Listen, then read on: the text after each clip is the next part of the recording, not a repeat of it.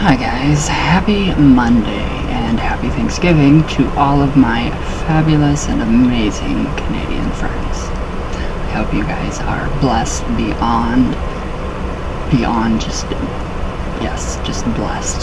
So, I love you guys. Jen, Sylvia, Miss Risky, Raccoon, Paula, I love you all. Mama Saska, Papa Saska too.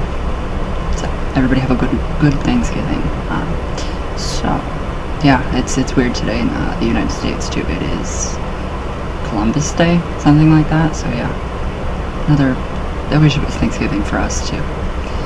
But alright, so how are we doing, Ouija boot campers? Good, I hope.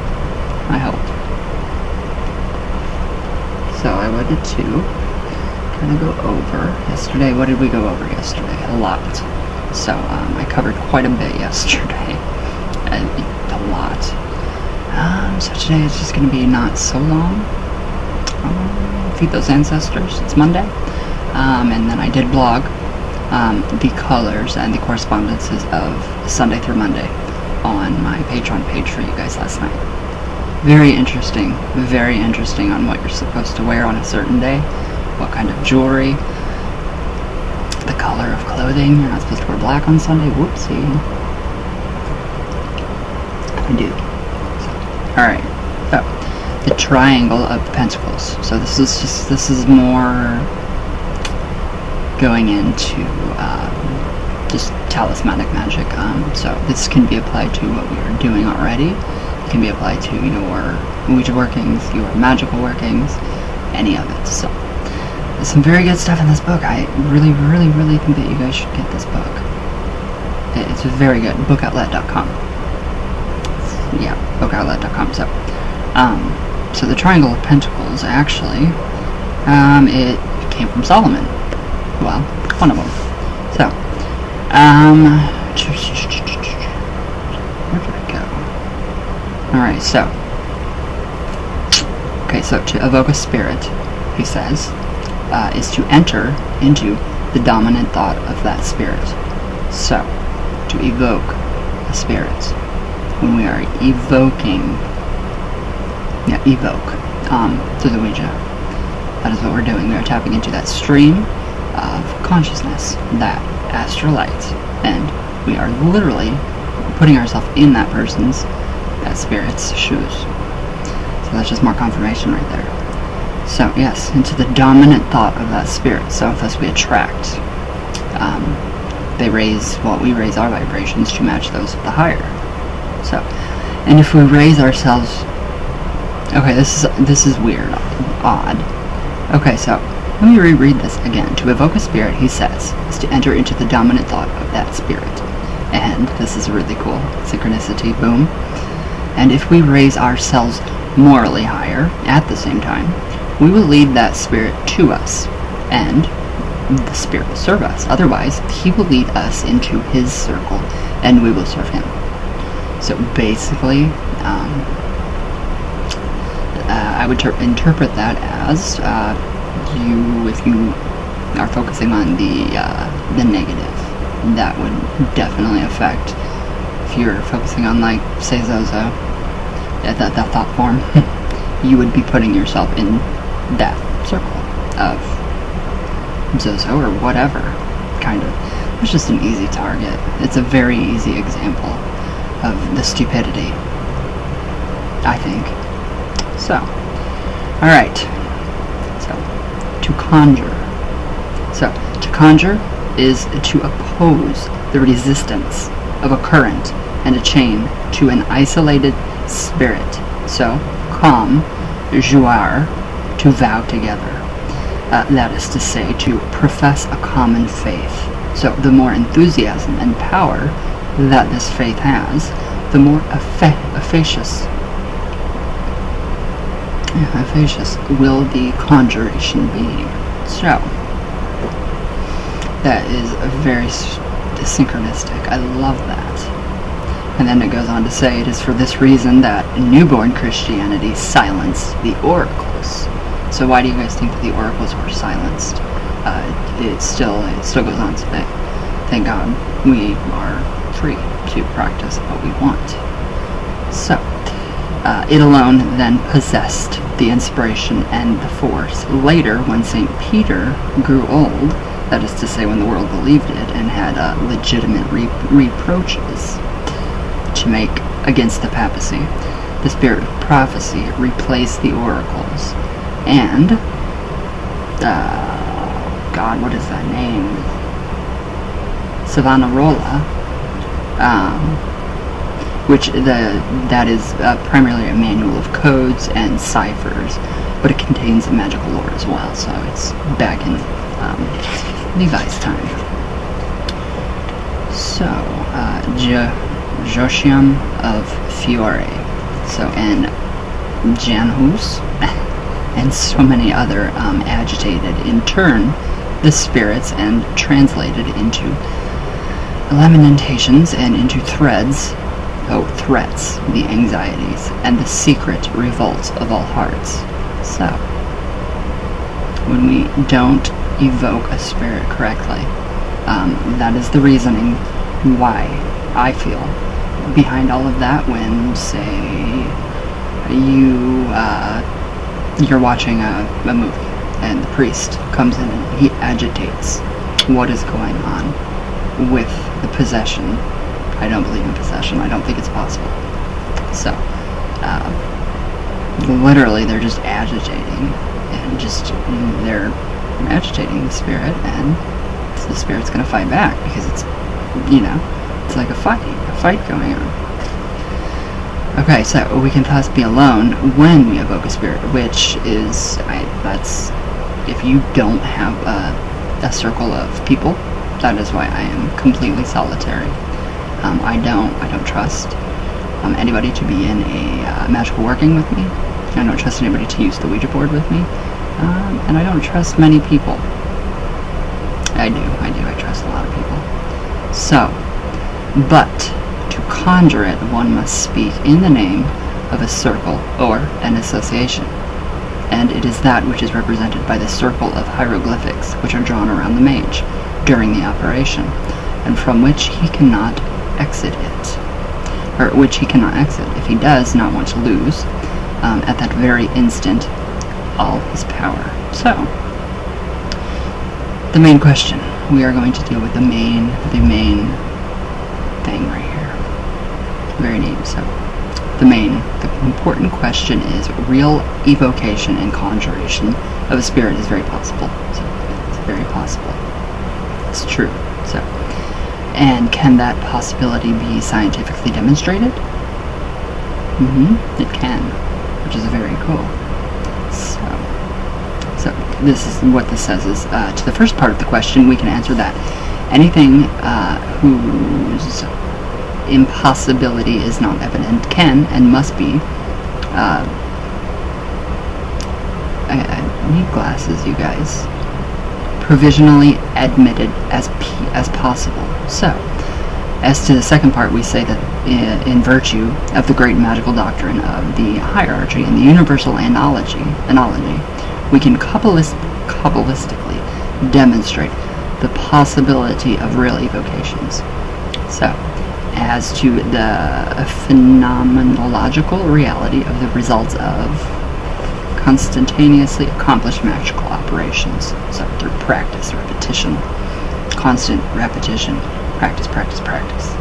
That is why I say, use your imagination and talk to yourself on the board, because it works. That will tap in. And one of the prime examples is Nicholas, one of my previous students. What they did. They followed everything that I said. Kristen, my darling Kristen, Catherine, you all of you that have went through my Ouija boot camps or are going through, are getting results. Because imagination is key. You have got to use your imagination. That's just it. Oh God. Oh, I need to get some Botox. That was terrible. No more smiling. So, yeah, it is a question of experience. So, and as we have already said, we have witnessed this reality ourselves with this ritual we allow our readers to renew and confirm our experiments themselves. So basically, this just confirms everything that I've ever experienced in my entire life. Working with the board, working with the spirits, working with evocation. Invocation, I would rather invoke an energy like love or something like that. I would not want to invoke a spirit, except for my grandma maybe. That might work. But so nothing perishes in nature, and all that has lived continues to live forever in new forms. But the anterior forms themselves are not destroyed, since we can find them in our recollections. So, here's a really, really, really key statement. Do we see in our imagination the child which we had known, and who is now an old man? So can you guys say, let's try to find Hugh Hefner. That just popped into my mind. Can you think of him when he was younger? I can think of myself when I was younger, when I was little. I can put myself literally back into, at 15 months, falling off the counter. Trauma that impacts everything, and it's crazy. Trauma's terrible. Trauma is the true destroyer of memories, because our memories are not recycled. Like our atoms and our particles, they can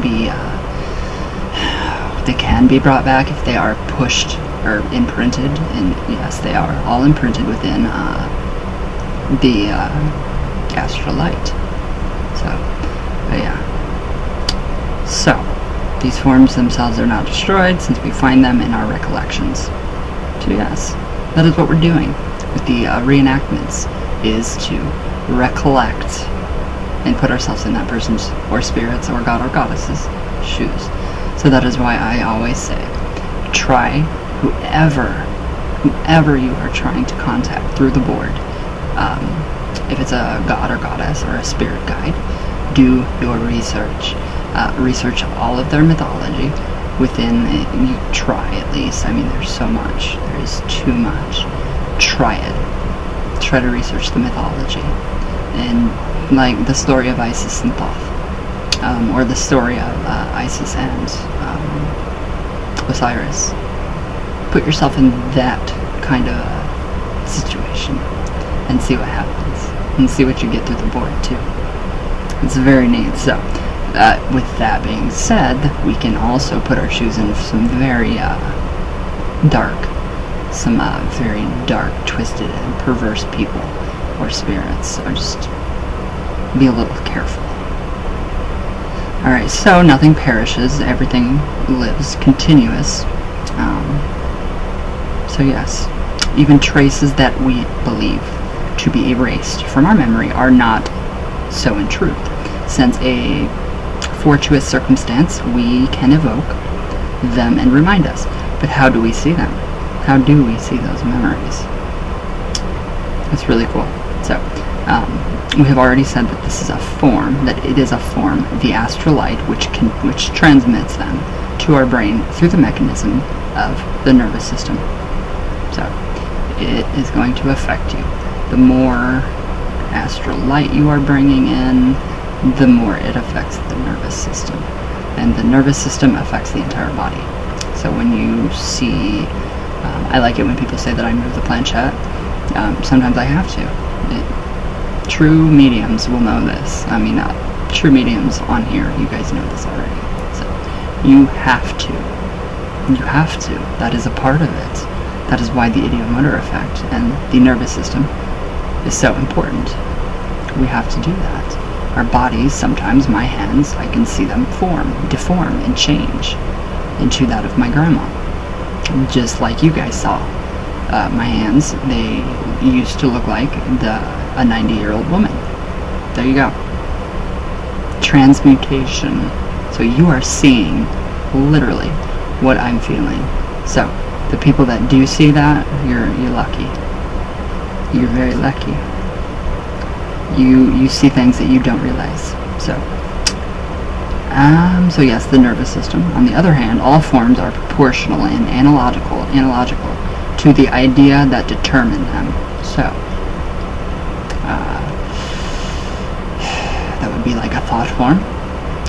If you created a thought form, boom, there you go. That would be you. So, they are the natural character, the signature of that idea. That's where spirit signatures come into. So you can definitely feel, like from my grandma, I can definitely feel a very different energy from that of Baphomet or that of Venus or any other spirit. Everybody has their own unique signature, which is very amazing, like our thumb or our fingerprints.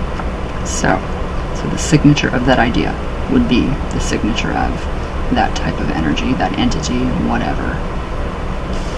So, very, very neat. So as the mages say, the moment we actively evoke that idea, its form is realized and produced.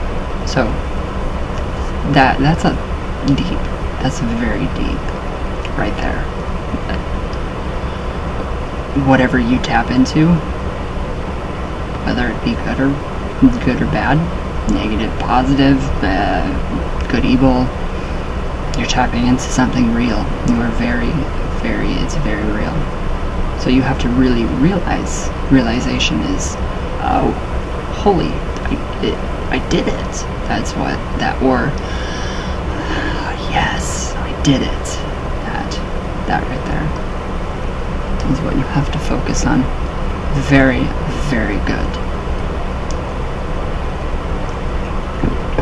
So, alright. So there's a guy named, damn it, I can't say his name. I cannot say his name, it's French. Scrofer, the famous illuminist, the famous illuminist. So, okay, he's famous. The famous illuminist of Le Pays cast a terror over all Germany with his evocations and his his audaciousness with regarded to magical operations was so great that his reputation became an unbearable burden for him. So that's kind of how I felt yesterday, a little bit. That's where that came in, all of what I said in the beginning of my video. I wasn't trying to be mean to anybody. I was just stating some facts and how I felt. So, yeah. The reputation, it's true when you become known, especially through YouTube.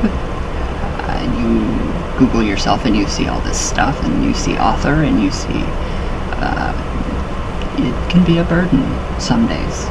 Some days it feels like, oh, I have to put on, a happy face, a brave face, but I know that I don't have to do that with you guys. I can be my true self with all of you, and you guys can exactly be the same way with me, and you guys do, and I love it. I love that we all can interact like that. So the burden for him, yeah, I can see how it would be a burden for him. So then he allowed himself to be carried away by the immense current of hallucinations, which he had allowed to form. Visions of another world made him disgusted with this one, and he killed himself. This story should render those curious about magical ceremonies more circumspect.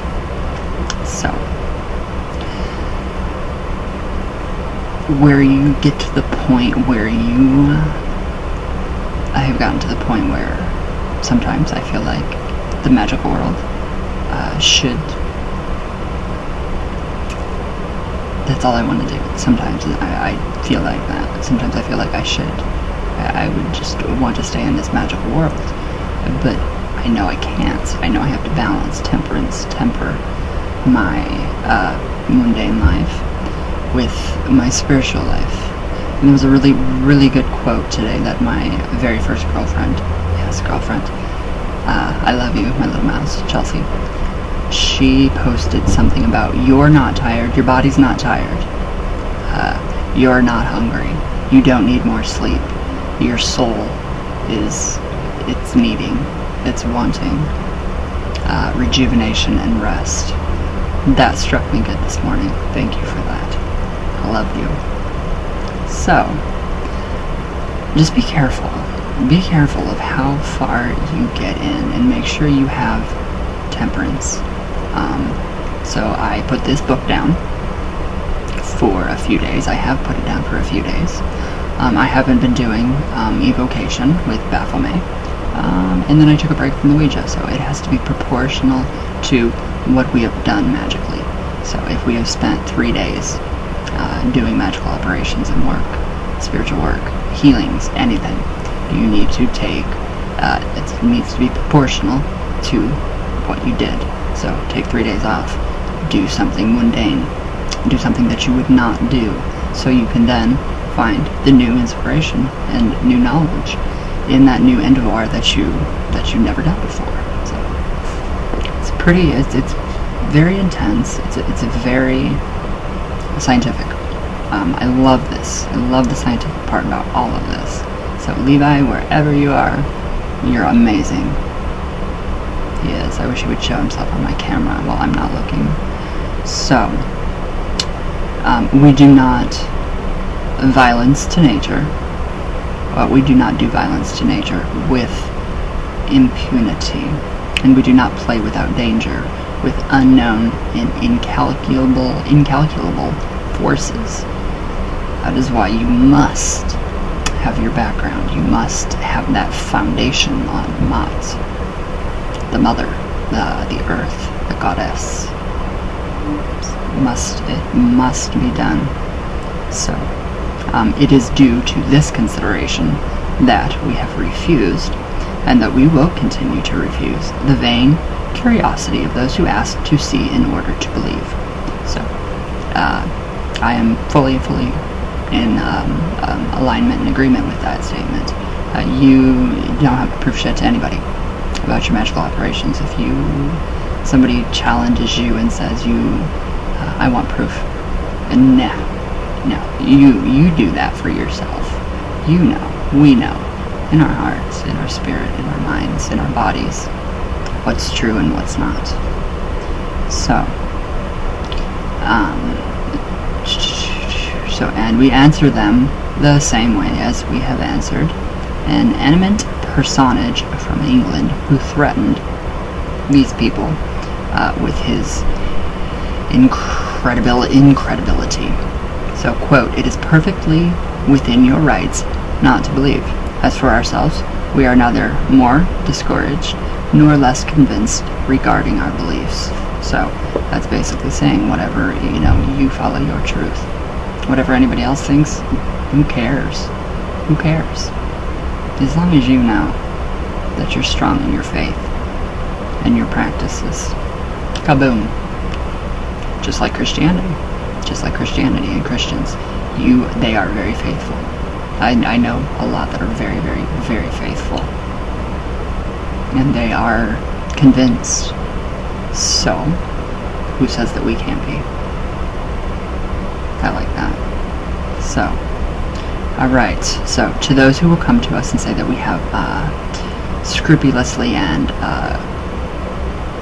courageously accomplished all the rites, and that nothing was produced, we shall say that they would do well to stop there. Just stop there.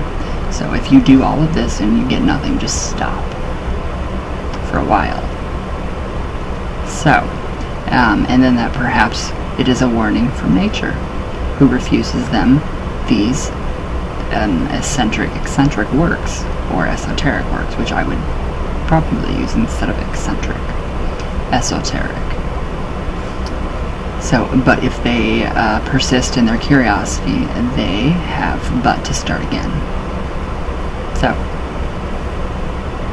yes, if anybody ever tells you that you have to prove yourself to them. That's stupid. That's not right. We all have that intuition when we go through and we see people that are quite magical, quite spiritual people, that have gifts. We do sense that big time. We get a very good sense of who that person is. Your intuition does not lie. It does never lie. Your mind will trick you. It's very complicated. It's a very complicated thing.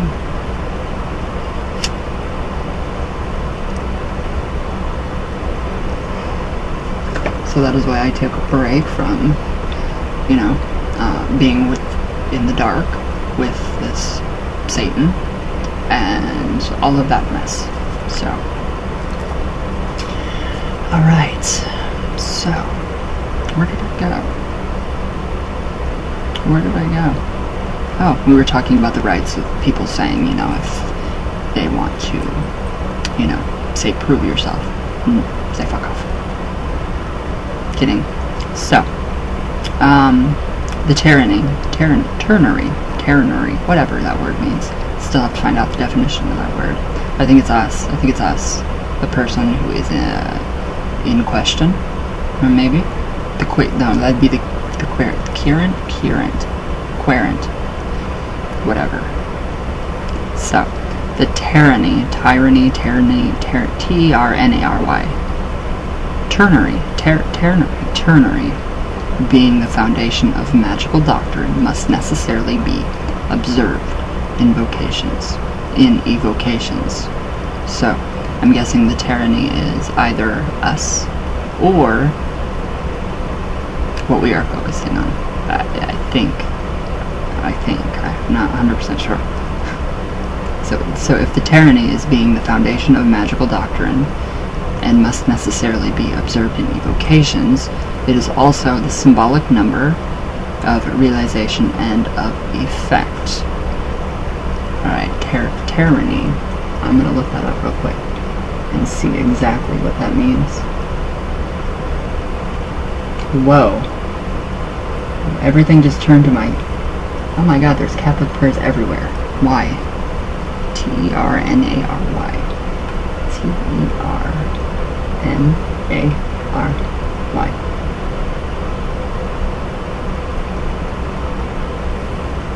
Tyranny definition. Alright, it's an adjective composed of 3 parts, using 3 as the base. So, yes, let's see. Examples, word origin, see more synonyms for whatever, however you say that word. Let's see how you say it. Ternary. So, ternary. It's an adjective. And 1, consisting of or involving 3. Threefold or triple. 3rd in order of rank. And 3 based on the number 3. So it's chemistry, it's a noun.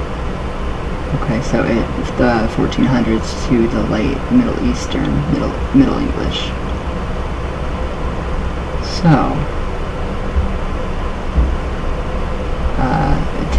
ternary and quaternary consist of 3 and 4 elements. But option is, okay, it's options. Alright, I get it. That makes sense. Relating to 3, a magical number. Again, which, amazing. So the tyranny is being the foundation of magical doctrine. So that would be the basis of what we put our faith on, or what we build on. So that would be 3 what? Something. 3 of something. So, let's see. Okay. It must necessarily be observed in evocations, so it is also the symbolic number of realization and of effect. The letter, it looks like a W, is ordinarily drawn on Kabbalistic pentacles, whose object is to accomplish a desire. So, This letter is also the mark of the scapegoat in the mystical Kabbalah. The scapegoat. So, on the Day of Atonements, according to Leviticus 16:20 through 22, a goat was selected by Lot. Okay, a goat was selected by Lot to carry the sins of Israel, and was then driven off into the wilderness. Kabbalistic lore has it that the Hebrew letter Shin was marked on its forehead. There we go. There we go. That's how we get the scapegoat. So that would be what would be marked on his forehead, but at 5. So, alright, I like it. So this is the letter. Wait, this letter is also the mark of the scapegoat, which I just said. Alright, so St. Martin observed that this letter inserted in the incommunicable tetragrammaton produces the name of the Redeemer of Men. So the Redeemer of Men, which would be Yeshua, and a traditional Kabbalistic spelling of the name Jesus. Pretty cool. Pretty cool. So this all really does relate to what we are doing. So that is what the Mystagogius of the Middle Ages represented when, in their nocturnal assemblies, they exhibited a symbolic goat carrying a lit torch on its head between its horns. This monstrous animal, whose allegorical forms are bizarre cults, we will describe it in the 15th chapter of the ritual. So, represents nature dedicated to malediction, but saved by the sign of the light. So, there we go. There we go. That is Baphomet. So many different, I mean, I can go back to the first page and find 50 different things I had no idea about. So, yes, it is dedicated to the malediction, but saved by the sign of the light. So, the Gnostic banquets and the pagan orgies which followed in his honor revealed enough of the moral consequences the adepts wished to derive from this exhibition. So, all this will be explained with the rites decreed and now regarded as mythical of the great Sabbath of Black Magic. So, what this is telling me is that we're basically giving choices. We have choices. So, we can use this magic for good, for our evil, to help. So like if somebody attacks you, I'm not going to stand by if somebody magically attacked one of my friends, or more family, like my mom, or, yeah, just my mom. I would then retaliate back, or I would just let I would probably just let the serpent eat its own tail. So, very interesting. So, alright. So, alright, here we go. So, in the great circle of evocations, one usually draws a triangle, and one must be careful to observe in which direction one points the apex. If the spirit is supposed to come from heaven, the operator must stand at the apex and place the fumigation altar at the base. So, if the spirit is to rise from the abyss, the operator will be at the base, and the brazier, which is an incense burner, placed at the apex. In addition, one must wear on one's forehead and on one's breast and right hand the sacred symbol of the reunited triangles, forming the six-pointed star, whose figure we have already reproduced, and that is known in magic under the name of the Pentacle or Seal of Solomon. And it's actually that. That's it. We all see it. We see it every day. Oh, I thought it was at 55 minutes. I was like, oh my god, I have not been talking for an hour yet.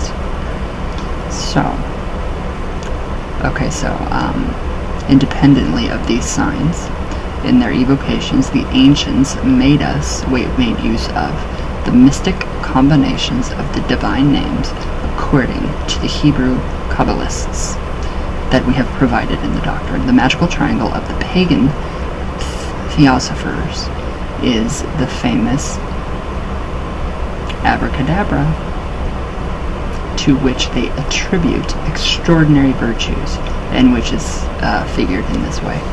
So again, there we have abracadabra. So this is very interesting right here. So, okay, this combination of letters is a key to the pentagram. The initial A, so we have the A, is repeated 5 times and reproduced 30 times, within this whole entire abracadabra. So, which provides the elements and the numbers for these two figures, which would be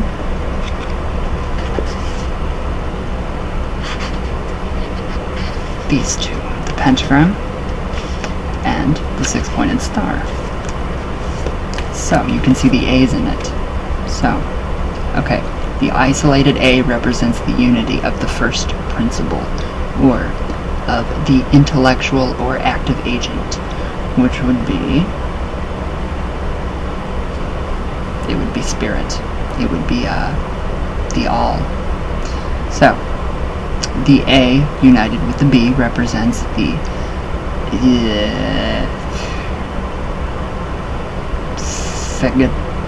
I don't even know that word, Jesus.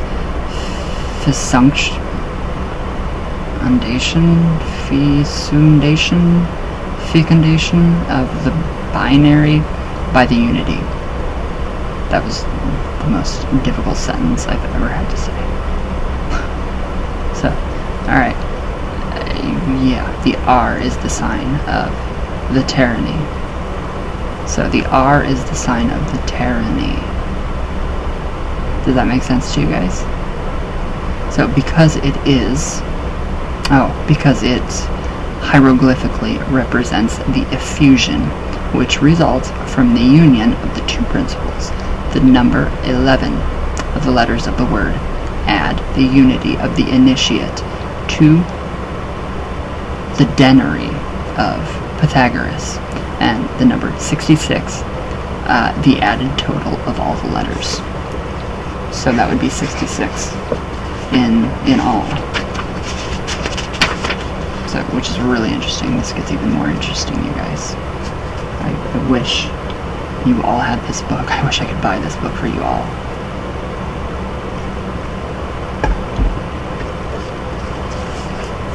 It's really, it really does put a gap, or it bridges the gap. This book, it bridges the whole gap of what we do. And it just makes everything, it's just incredible. It makes sense. It's practical. It's scientific. It's just incredible. So,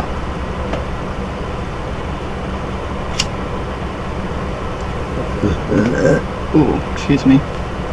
Sorry, guys. So, Kabbalist. Okay. Okay. So the added total of all the letters.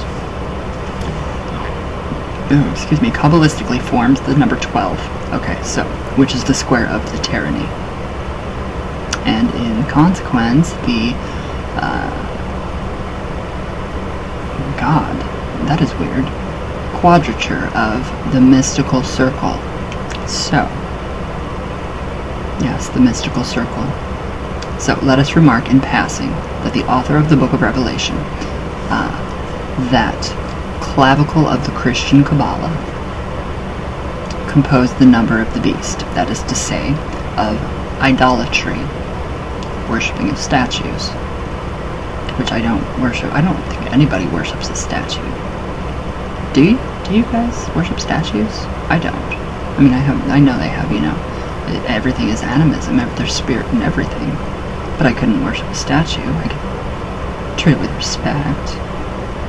So, by adding another 6 to the double century of abracadabra, which Kabbalistically is 18, the number assigned in the tarot to the hieroglyphic sign of night and profanity.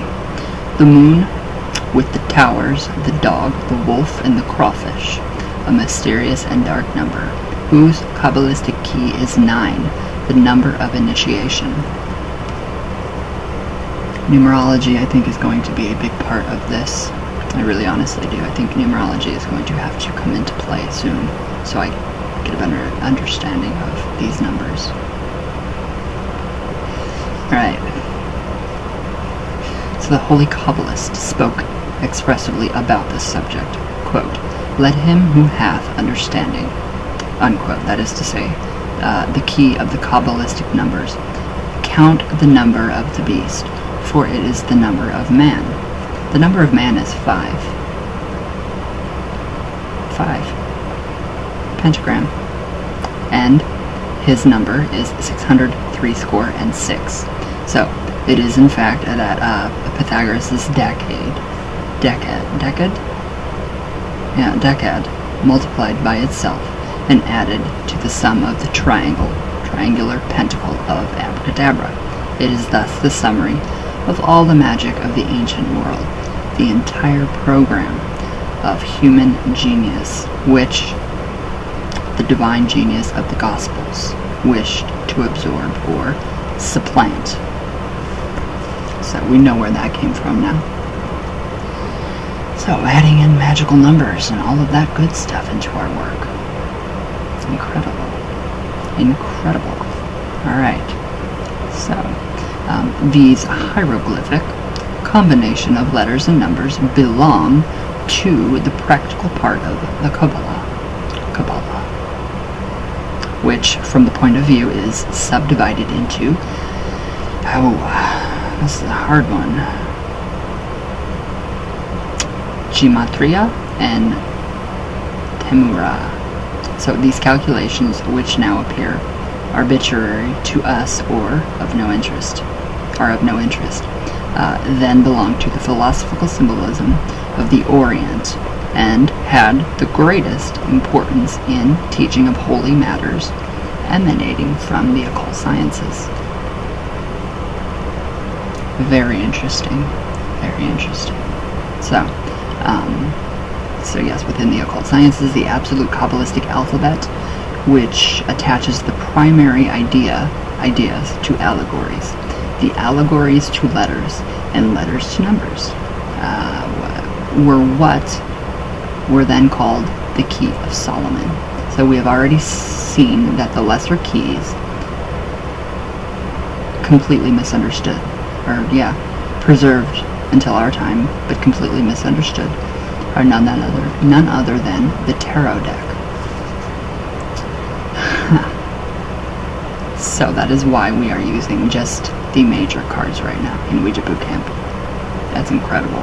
Whose ancient allegories were remarked upon and appreciated for the first time in our day by the scholarly archaeologist Kurt de Gebelin. How amazing is that?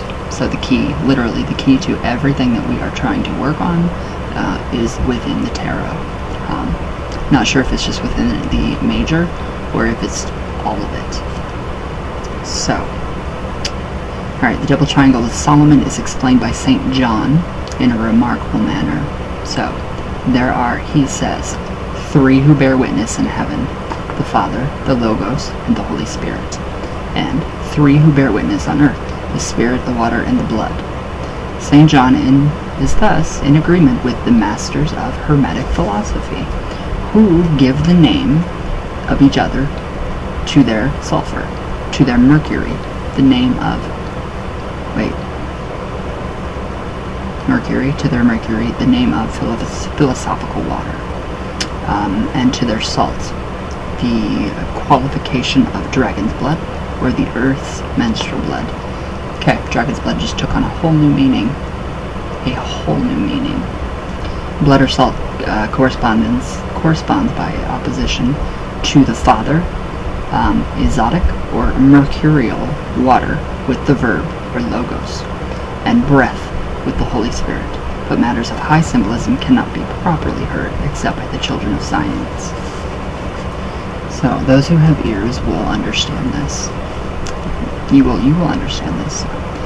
Alright, so to the triangular combination one unites in magical ceremonies the repetition of the names 3 times and weight different annotations. So to the magical wand has often attached a small magnetized pitchfork which Paracelsus replaced with a trident whose figure we provide here. So Paracelsus's trident was the pentacle. So there we have that. That little wand with pitchfork. So, yes, Paracelsus's trident is a pentacle which expresses the summary of the tyranny in the unity and thus completes the sacred quaternary. So he attributes to this figure all the virtues of the Kabbalistic Hebrews attributed to the name of Jehovah. So, and the properties of the Abracadabra and of the Hierophants of Alexandria. So let us recognize that, here, that it is a pentacle, and in a consequence, a concrete and absolute sign of an entire doctrine.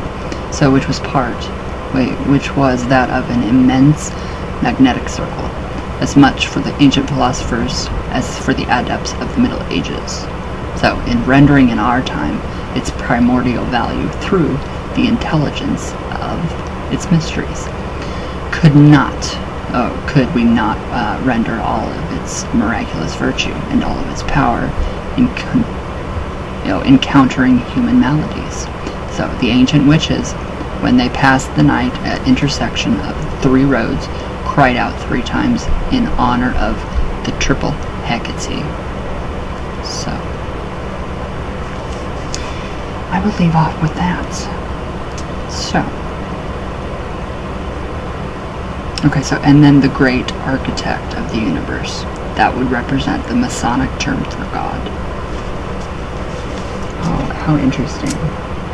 How interesting. And just all of this is incredible. So, take into consideration just a little bit of numbers and letters. If you want, current students, you can kind of just read up on Hebrew letters and numbers. It's very difficult, I know. So I will be doing this with you. And we can literally use these numbers because they have power. They're within the tarot, all of it. Even all of Kabbalistic letters. All of it is within the tarot. So what I want us to do is just to focus on the tarot, our major deck, the major arcana of our decks, and keep continuing what we're doing. So this is just a little bit of stuff that I wanted to share with you guys. So yes, sadly today my therapist is very sick. I'm very, yeah, it kills. It hurts because she is the sweetest little thing ever, and I don't want to see her sick. So.